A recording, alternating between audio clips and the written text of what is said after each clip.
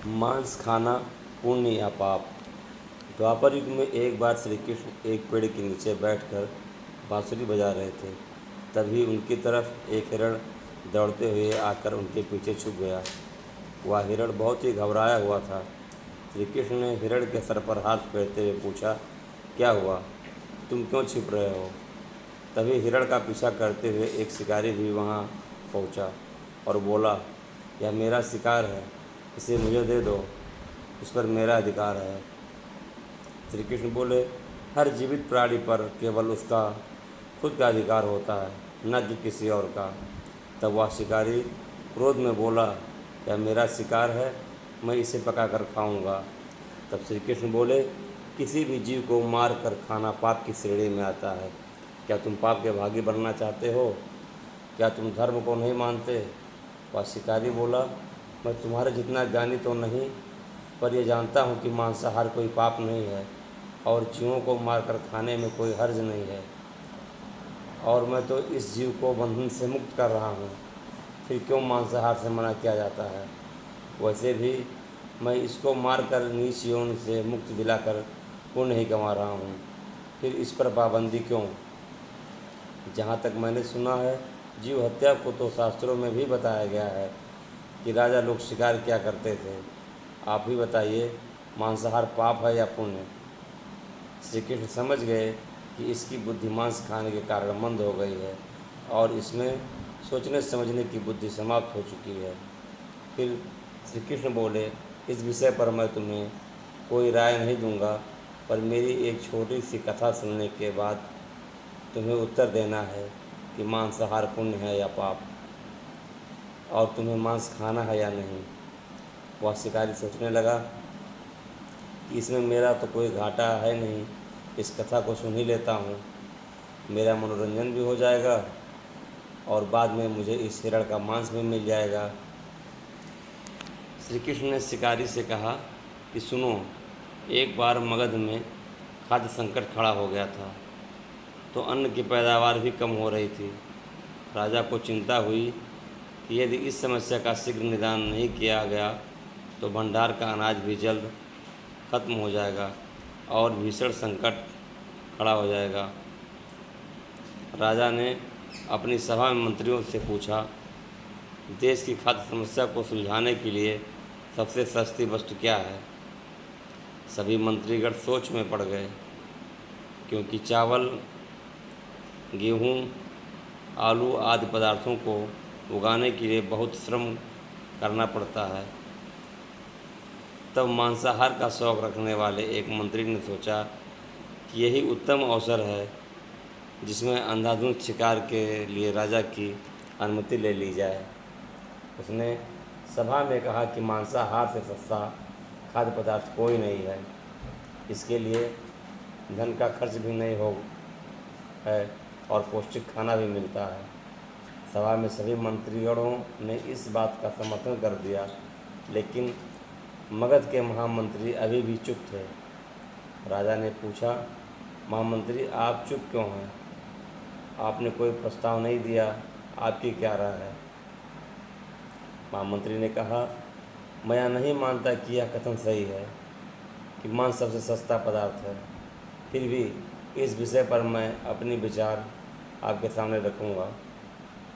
महामंत्री उसी रात मांसाहार का प्रस्ताव रखने वाले मंत्री के घर पहुँचे। मंत्री ने इतनी देर रात महामंत्री को अपने घर देखा तो वह घबरा गया, किसी अनिष्ट की आशंका से वह काँप गया। महामंत्री ने कहा, संध्या को महाराज बीमार हो गए हैं, उनकी हालत बहुत ही खराब है। महामंत्री ने कहा कि किसी शक्तिशाली शरीर का मांस मिल जाए तो राजा के प्राण बचाए जा सकते हैं। आप महाराज की सबसे विश्वास पात्र हैं, इसलिए आपसे अच्छा कौन होगा? इसके लिए आप ही जो भी मूल्य लेना चाहें ले सकते हैं। आप कहें तो इस काम के लिए मैं आपको 1,00,000 स्वर्ण मुद्राएं भी दे सकता हूँ। एक बड़ी जागीर भी आप मांग सकते हैं। बस मैं तलवार से आपका थोड़ा सा मांस निकाल लूँगा। यह सुनकर मंत्री के चेहरे का रंग उड़ गया। सोचने लगा, जब जीवन ही नहीं रहेगा तो 1,00,000 स्वर्ण मुद्राओं का मैं क्या करूँगा, और बड़ी जागीर भी किस काम आएगी।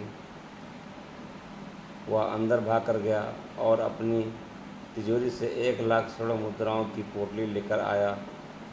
उसने महामंत्री के पैर पकड़ लिए और उनसे बोला, महामंत्री जी, मैं आपकी 1,00,000 मुद्राओं में अपनी 1,00,000 मुद्राएं और मिलाता हूँ। आप किसी और मंत्री का मांस खरीद लें, किंतु मुझे जाने दें। महामंत्री जी आज समझ चुके थे कि मंत्री को समझ आ चुकी है, पर महामंत्री ने आगे कहा, आप शरीर से बलवान हैं, आपकी कद काठी महाराज से मिलती जुलती है, इसलिए वैद्य जी ने खास तौर पर आपका ही नाम लिया है। आपके दान से हमारे अच्छे राजा की ज़िंदगी बच सकती है। आप कहें तो मैं आपको महामंत्री का पद देने को तैयार हूँ और खुद आपका सेवक बनकर रहूँगा। उसने याचना की कि महामंत्री जी, मैं इसके योग्य नहीं हूँ। जब प्राण ही नहीं रहेंगे तो मंत्री पद का या राजा का सिंहासन भी मिल जाए तो मैं उसका क्या करूँगा। आप चाहें तो मेरा सब कुछ ले लें और आप कहें तो रातों रात राज्य से निकल जाऊँगा।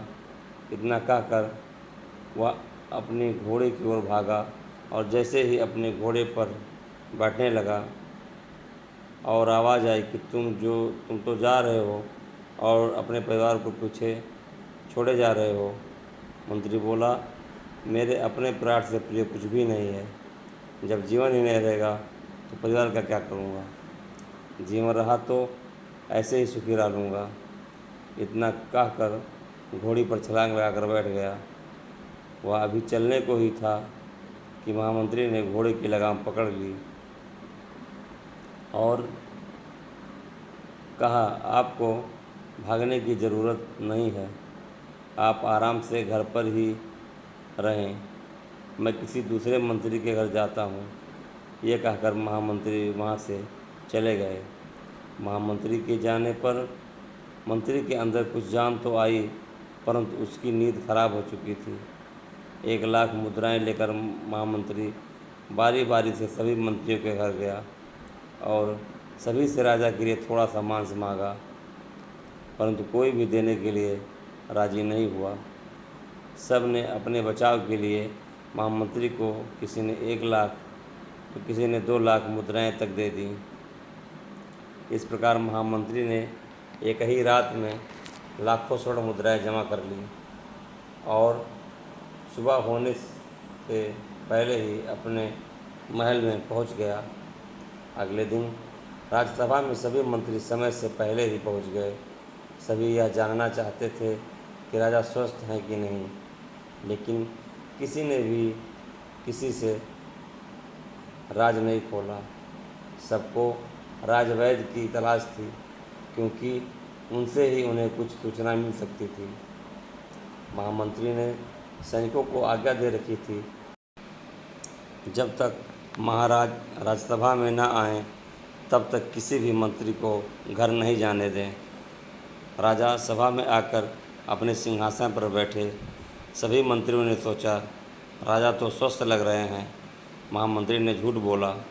उनके बीच यही विचार चल रहा था, पर कोई भी किसी और को कुछ भी नहीं बोल रहा था। तभी महामंत्री ने राजा के समक्ष 40,00,000 स्वर्ण मुद्राएं रख दी।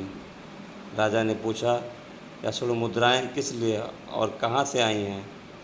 मंत्री ने कहा, थोड़े से मांस के लिए इतनी राशि जुटाई है, पर मांस नहीं मिला। अपनी जान बचाने के लिए मंत्रियों ने यह मुद्राएं दी हैं। अब आप यह विचार कीजिए कि मांस कितना सस्ता है। राजा को बात समझ में आ गई। उन्होंने प्रजा को अतिरिक्त परिश्रम करने का अनुरोध किया और राजा की अनाज भंडार में से अनाज निकालकर श्रमिकों को दे दिया गया। उन्होंने पौष्टिक सब्जियों की खेती का तुरंत आदेश दिया। 39 लाख स्वर्ण मुद्राएं इस कार्य के लिए और श्रमिकों के कल्याण के लिए खर्च की गई। इस तरह अनाज तेज़ी से पैदा होने लगा और कुछ समय बाद मौसम भी अनुकूल हुआ और खेती लहराने लगी। राज्य से खाद्य संकट दूर हुआ। श्री कृष्ण से यह ज्ञान पाकर शिकारी की आँख खुल गई और उसे ज्ञान की प्राप्ति हो गई। वह जान गया कि मानवता जीवन लेने में नहीं बल्कि जीवन देने में है। शिकारी भगवान श्री कृष्ण के आगे हाथ जोड़कर वापस चला गया और उसने कसम खाई कि वह अपनी संपूर्ण जिंदगी में किसी को भी कभी चोट नहीं पहुंचाएगा। श्री कृष्ण हमें इस कथा के जरिए समझाना चाहते हैं कि हम ये ना भूलें कि जिस तरह हमें अपनी जान प्यारी है उसी तरह सभी जीवों को अपनी जान प्यारी होती है। मित्रों, यह कहानी कैसी लगी आपको? कहानी अगर अच्छी लगी हो तो हमारे चैनल को सब्सक्राइब कीजिएगा, साथ में बेल आइकन बटन प्रेस कीजिएगा ताकि हमारी आने वाली कहानियों का नोटिफिकेशन आपको मिलता रहे। धन्यवाद।